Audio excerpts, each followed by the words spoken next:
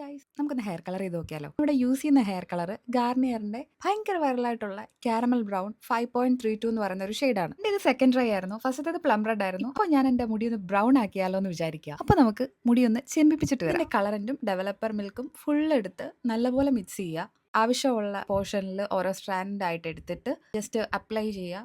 ബ്രഷോ നിങ്ങൾക്ക് ഒരു ഗ്ലൗസ് അതിന്റെ കൂടെ ഉണ്ട്, അത് യൂസ് ചെയ്യാം. എന്നിട്ട് നേരെ അപ്ലൈ ചെയ്യുക. എൻ്റെ കയ്യിൽ ഫോയിൽ പേപ്പർ ഉണ്ടായിരുന്നു, സോ ഫോയിൽ കൊണ്ട് കെട്ടി വെച്ച് കൊടുക്കാം. അതില്ലെങ്കിലും കുഴപ്പമൊന്നുമില്ല. അത് കഴിഞ്ഞിട്ട് ഞാൻ ഇതൊരു 1.5 അവർ വരെ വെയിറ്റ് ചെയ്തു.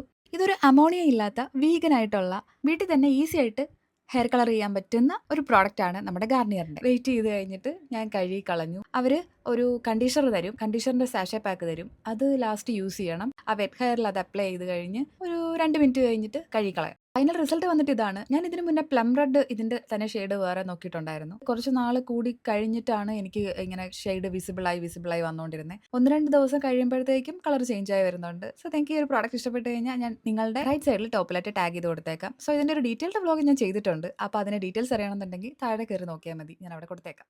ഓക്കെ.